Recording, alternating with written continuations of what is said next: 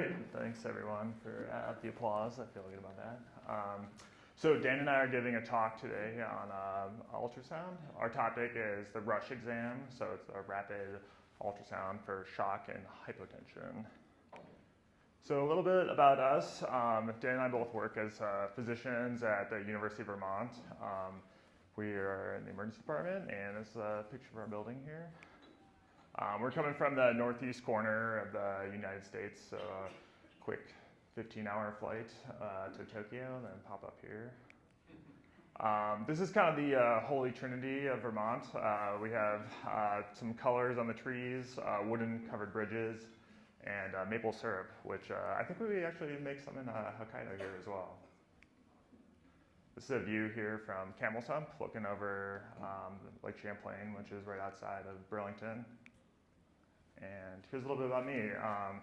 It's my wife here, Cecily. I like being outside and doing some skiing, and then also spend a lot of time doing teaching, especially ultrasound. Do a lot of global health work. This is me teaching in the Caribbean here. This is Dan. He just got promoted to dean at our medical school. This is him out on Lake Champlain on his boat with his son, Graham. That's Smokey 2. Don't ask about what happened to Smokey 1, but it lived up to its name. And here's Dan skiing Rusutsu today. I don't know if anyone got this. No, I'm just kidding. This is from Whistler earlier. Dan and I both have a great passion for bats and submarines. Actually, we both did ultrasound fellowship, so ultrasound's kind of the leading principle here. It's been really a cornerstone of our program. We teach our residents a lot of bedside ultrasound. Here's one of our residents doing a TEE, so ultrasound through the esophagus, and then here's some bedside cardiac ultrasound. As ultrasound has kind of grown as a kind of cornerstone of emergency medicine, we've seen the technology become a lot more accessible. So probes have gotten smaller and have become a lot less expensive. We now see like a lot of handheld units that can actually be projected around to your phone or a tablet. Along with this, we kind of have been able to bring this into a lot of different settings. So this is doing some ultrasound in rural Uganda and in St. Lucia as well. And has really been able to bring these small handheld kind of machines into settings where they may not have been able to afford ultrasound before or access it. And this was a really nice segue here from Tom and Christoph's presentation. We've been kind of incorporating ultrasound a lot into our critical care retrieval teams, whether that be ground or flight. So this is one of our colleagues here, Maddie, teaching some of our critical care nurses and paramedics. So with that being in mind, I think that framing this lecture, even if you maybe don't have ultrasound easily available to you right now, I think that it's something that we'll see kind of permeating into a lot of different facets of pre-hospital and hospital medicine. So I wanted to give you kind of a nice overview of a couple different basic exams that I think are really high yield. So we start off here with a case. We get a phone call that there's a pedestrian found down at a familiar location, a local 7-Eleven. It's a 45-year-old male. We don't really have much information besides that, no medical history. So we show up to the scene. We get a point of care glucose, which is 115, and initial set of vital signs. So we can see by vital signs here that this is someone who's hypotensive and tachycardic, but appears to still be breathing and maintaining oxygen saturation.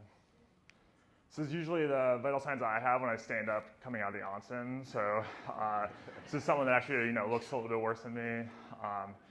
So you get a baseline EKG here, and you see that he's sinus tach. We don't see any major like ST segment elevations or arrhythmias. So you pull out MD Calc and you do your LLS score, which I'm not sure if any of you are familiar with. It's the looks like shit score. It's either a 0 or a 1. So he scores a 1 for us. And then we take with Dr. Ackil over here. Thanks, Wendell. And yeah, thanks everyone for being here tonight. Thanks again, Quint, for having us. So just going to talk a little bit about shock. The textbook definition is really a mismatch in oxygen delivery and tissue demand, or what we often call hypoperfusion at the organ level, end organ hypoperfusion. There's many categories of shock: cardiogenic, distributive, often from sepsis or anaphylaxis; obstructive shock, thinking pneumothorax, pericardial tamponade; neurogenic shock, which is sort of its own category; and then hemorrhagic or hypovolemic shock. It's really our role, our sort of duty as clinicians, is when you have a shocky patient to identify why is this happening, how can I best treat them. So one paradigm we like to teach is, think about these patients' physiology in simple terms. So you have a tank, a pump, and you have pipes. And what ultrasound really does is help you sort of paint that picture of what's going on physiologically with that patient. Don't want to bore you too much with studies on shock and ultrasound, but what we really know and what the data shows us is that shock is bad, it comes with increased mortality, and that early recognition and treatment give the patient the best chance of survival. So in 2006, this so-called rush exam was really first described by Scott Weingart. I don't know if any of you have ever heard him talk. He's sort of a gunslinging, fast talker out of Baltimore, but he's very, very knowledgeable. And up until this point, ultrasound was really primarily used only in the trauma setting. And he said, hey, why can't we just use this for our medically sick patients as well? So what that stands for, again, rapid ultrasound for shock and hypotension. Again, with the goal of figuring out which of those categories of shock is this patient in, how do I treat them right now?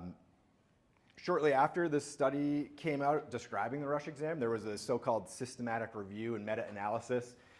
It contained 5 papers. So not really great studies, but what they really called for was a need for further study and looking at, does this really change outcomes, and it really needs to be taught and used more. But what this study did show is that this protocol, even with, at the time, fairly inexperienced sonographers and clinicians, the diagnostic accuracy of describing which type of shock is great.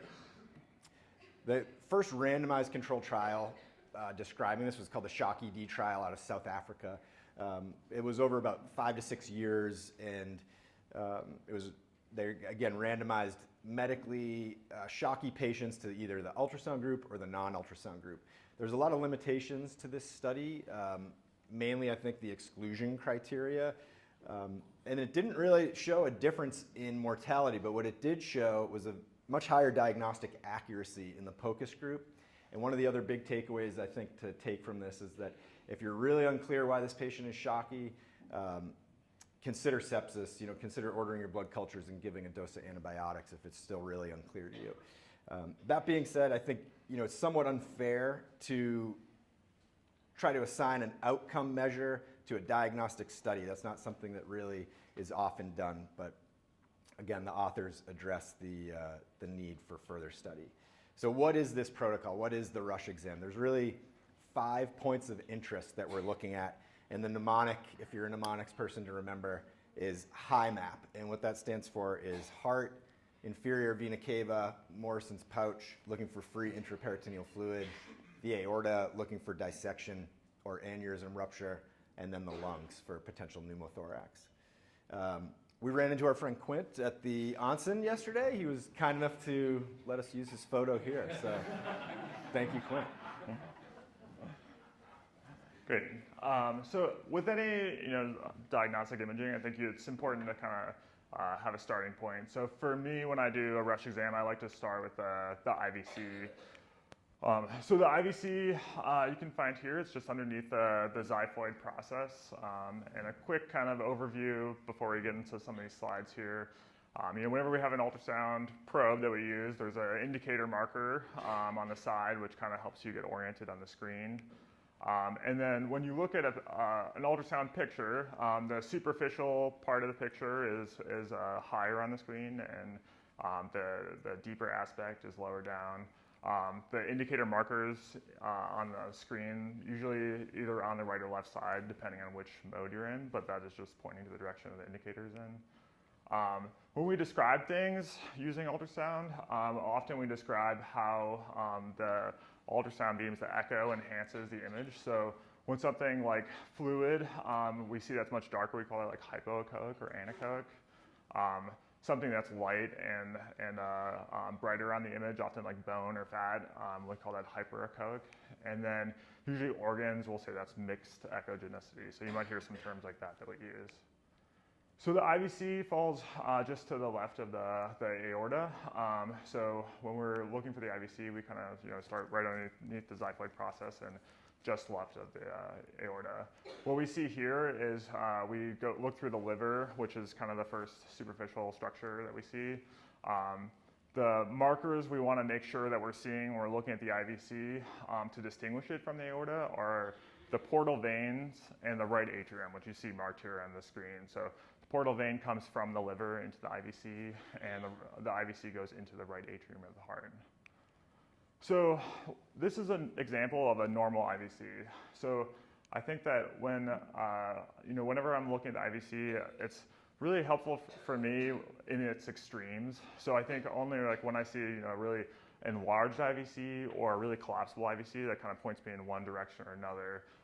So when patients take breaths and you're looking at their internal vena cava, you'll see some respiratory variation. So you can see in this patient here, there's breathing, the diaphragm is moving with each breath, and you can see some collapse in the IVC. And about 50% collapsing of the IVC is normal. So this is a normal example. So here we see like a much more flat IVC. So you can see with each breath, this is almost completely collapsing down. And even without breathing, we don't have much as far as fluid filling into the IVC here. Here is like the other kind of extreme, plethoric IVC. So you can see there's not much respiratory variation with the breathing. And you can almost see that there's diminished blood movement. So you can kind of see there's like a little bit of that hypoechoic area without much blood moving through there. And then here's another example of kind of a full plethoric IVC. So I think where this is helpful for me is where I'm going next in my exam. So if I have IVC that's full and very plethoric, what I generally do is I go above the diaphragm, because in a patient that has shock with a plethoric IVC, what I tend to think of is more of a cardiogenic or an obstructive shock picture, because the blood is not moving through the heart well, and that could be either because of an obstruction from tamponade or a tension pneumothorax, or that could be because there's cardiogenic shock from someone with like a massive STEMI that's just not moving blood very well. When you have a flat IVC in a patient with shock, it tends to push you more towards a possibility of a hypovolemic picture or a septic picture.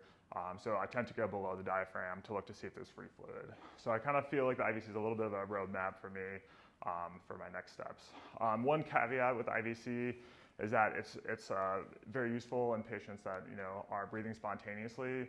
When you have patients that are ventilated, the positive pressure from ventilation does make it so that the collapsibility of the IVC is a little bit less reliable. So more reliable in a patient that's spontaneously breathing. All right, great. So moving on to the heart. So logistically, how do we do this? How do we look here? You can see in the picture, so the first view we often teach folks is this parasternal long axis view. The ultrasound probe's at about a 45-degree angle with the marker dot towards the patient's right shoulder. And you sort of just go up and down the left sternal border until you generate an image that looks something like this. So you can see the four main structures here, the RV, the LV, mitral valve, aortic outflow tract, all labeled there. And this is sort of video clip of a very good-looking heart. This is exactly what you want to see. All the chambers are sort of equal in size. They're squeezing properly throughout the left ventricle. Very vigorous mitral valve. The descending aorta there is nice and snug against the pericardium and not dilated. I think it's just important, anytime you're doing point-of-care ultrasound, especially as a learner, is not to get overwhelmed with what you're looking at and frame what you're doing with series of like yes or no questions. Keep it very simple, particularly for the heart. Is the questions we're looking for, is there a pericardial effusion causing tamponade? Is there a severely reduced ejection fraction causing cardiogenic shock. Is there evidence of right heart strain that might suggest a massive PE? Another way to sort of look at that is these 3 E's that we often talk about. So ejection, equality, or effusion. So this is, again, very good looking heart. Can anyone name that structure flapping in the wind there? Mitral valve, right. So that's sort of a surrogate for left ventricular ejection fraction. The concept is blood in equals blood out. That mitral valve is smacking the septum nearly, so that's all good. What about this heart? Not so vigorous. You can then, if you look at the septum there between the 2 ventricles, quite stiff. That basilar left ventricular wall also quite stiff. So very different fluid dynamics between those 2 hearts. Again, the next thing we'll look for is equality amongst those chambers. So right ventricle at the top should more or less be the same in diameter here as the left ventricular outflow tract, also the same as the left atrium here. So if those are all in a 1:1:1 ratio, very reassuring. You can see the difference here in a patient with a massive saddle PE, blown out right side of the heart here.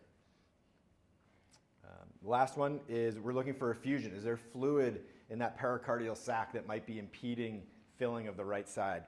And you can get a sense here, we'll talk a little bit more about the filling that's happening here, but you see the right ventricle at the top is getting squeezed in. The pressure outside the heart is greater than the pressure inside the heart, so they really have a filling problem. All right. Great. So next we'll talk about Morrison's pouch here.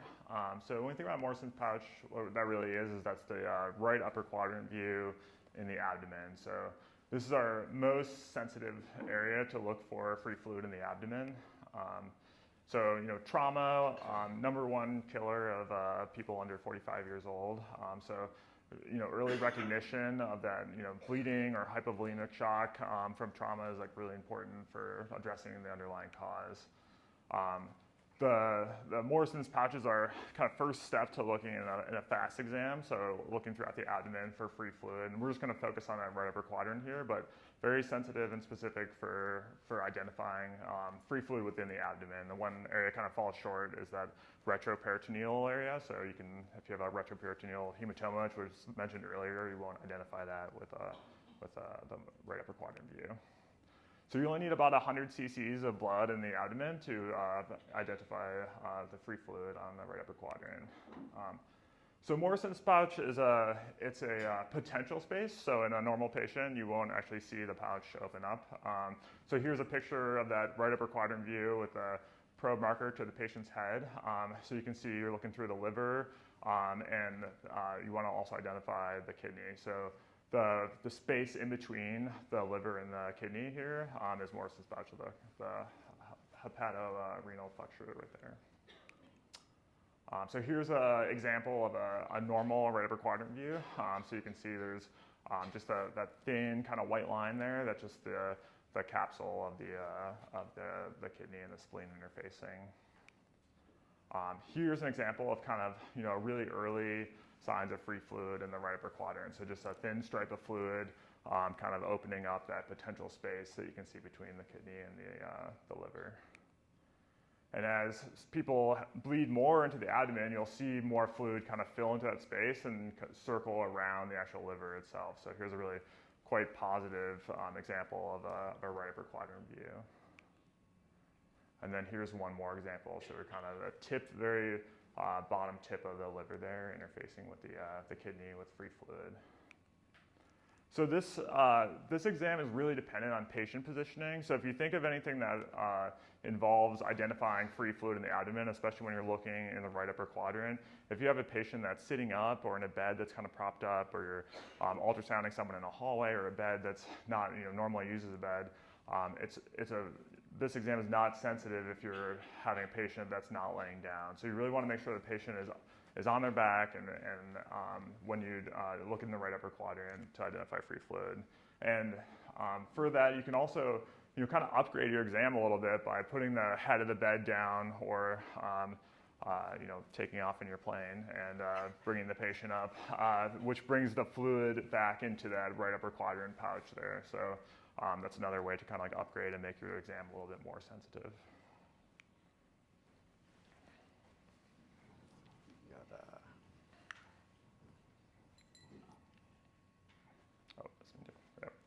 And then we're moving on here to pulmonary.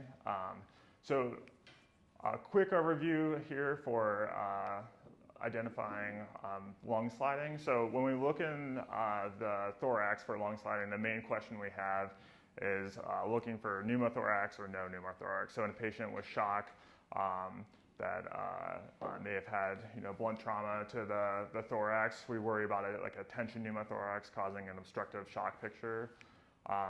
We're going to kind of take it, be pretty light on our overview here of pulmonary ultrasound because we're followed by an entire lecture on the ultrasounds of the lungs. But a quick overview here, you'll have the rib interface here. So you can see this bright white line with a shadow going behind it, and then the pleural line, which is the interface between the parietal and visceral pleura, so the lung sliding against the actual thorax there. So the main thing we're looking for when we look in the lungs is we're trying to identify lung sliding. So you want to make sure that the lung is inflated and it's touching the thorax.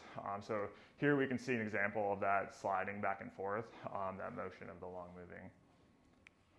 And then here's an example of a patient with a pneumothorax where you see what looks like it might be a pleural line, but is actually just kind of an artifact of ultrasound where, if you are looking at a line where there's just free air behind it, the ultrasound will just kind of generate the image above it. So it's kind of a copy image of the above image. But the main thing we try to look for is to see if there's evidence of sliding back and forth, and we're not seeing any evidence of lung sliding here.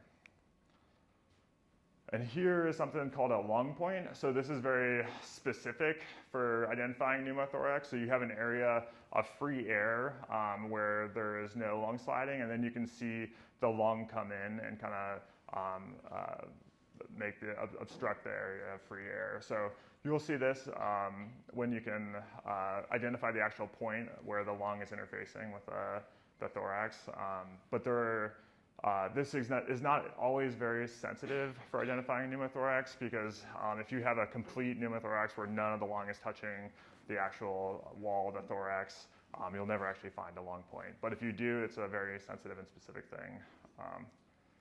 More on this by this lover of animals who will be presenting next. So we'll leave a little bit for Dan to talk about in a second. All right, great. So lastly here, the aorta. Again, looking for a yes or no question. Is there an aortic aneurysm that may be rupturing, or is there an aortic dissection? So how do we look at the aorta? As the image shows there, just best way to do it is just start horizontally at the subxiphoid area and sweep down to the umbilicus, really in the area between those two green lines there. So the aorta is going to be in the patient's left large pulsatile vessel. This is the image that you'll generate. You're looking really for that hyperechoic horizontal vertebral body, and the aorta should be sitting right on top of it right there. Greater than 3.5 centimeters is considered aneurysmal by definition. And studies have shown that EM physicians are nearly 100% accurate in picking up aneurysms or aortas greater than 3.5 centimeters. So this is a sort of live video clip of a sweep down, and you can sort of see the aorta as it splits into the bilateral iliacs vessels right there. Quick scan takes about 5 seconds. This image looks great. They're not bleeding out from their aorta. Here's an example of some pathology. You can see a very large, just by eyeball, you don't need to necessarily take measurements, but you can see a true lumen and a false lumen there.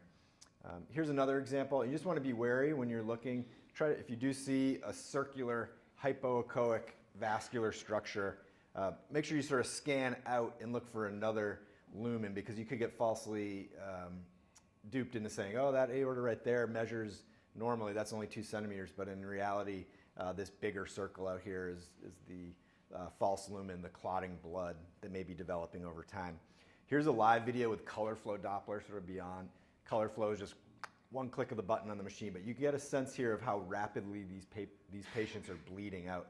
That every beat of that red flow there is a loss of blood from their circulation. So if you find this, you got to mobilize your resources very quickly, activate your massive transfusion protocol, get your surgeon out of bed and into the hospital.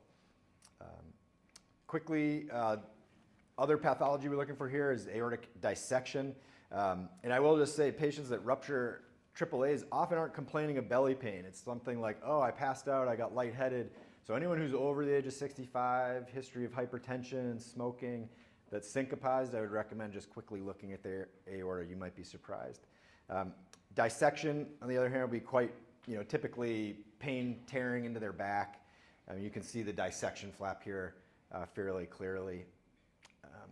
Also important to look longitudinally as well at the aorta. So same position, subxiphoid, just rotate that ultrasound probe vertically, marker dot towards the head, and you can get some sense of the extent of the dissection. You can see here a fairly large saccular aneurysm and a dissection flap that is included there. All right, and now back to our case. Yeah. So we had this patient that we talked about earlier. Quick overview, we noticed that, hypotensive, tachycardic, whenever your, heart rate is much higher than your systolic blood pressure, we call that your shock index, and shock indexes of greater than 1 are patients that have higher mortalities. So we go through our exam here. So this is our first view looking at the IVC. So any thoughts on this, thoughts about this IVC? Do we think it's plethoric or collapsible or normal? Yeah, so not very collapsible, so it kind of looks plethoric to me. I don't see much movement here with breathing. So we go up into the thorax here and we take a look at the heart, and we see a stripe of fluid around the heart here. So we continue on with our examination. We see lung sliding on both sides. We look into the abdomen here. We see what looks like a normal aorta. So you're scanning through, you don't see any dilation or dissection flap. And in the right upper quadrant, we don't see any evidence of free fluid. So any thoughts on what would be going on with this patient?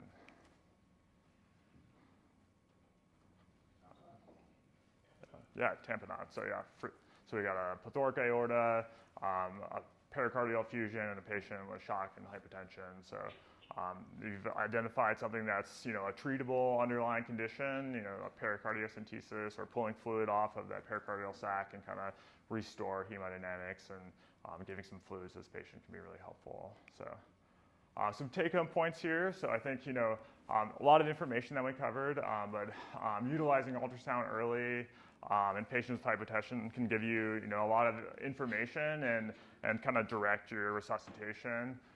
Positioning your patient is really key to kind of optimize your exam and making sure that you're going to get the best sensitivity for the studies that you're doing. And then if things are changing, repeating your exam. I've seen so many cases of patients that come in for trauma. You start out doing an exam and the right upper quadrant looks fine, and then they start to deteriorate on you. Reassessing that and then re-looking over there, and you can sometimes see fluid accumulating or bleeding happening. So repeating your exam and reassessing, and then just taking every chance you have to practice. I mean, a lot of times we have patients get transferred to us from outlying hospitals, and we already know the pathology when the patients are coming in, but looking with the ultrasound and becoming familiar with what that pathology looks like, I think is a really good way to kind of drive home those points. So a really quick overview here. That we have the high map mnemonic, so we have the heart, the IVC, Morrison's pouch, the aorta, and the pulmonary. And then really quickly, we're just going to go through the foresight exam. This is a 32-point exam, starting with the optic nerve sheath, diameter. Just kidding, we're not going to do that. All right. Great job, everyone. Any questions you guys have? I don't know if we have time for questions, but we can also, yeah.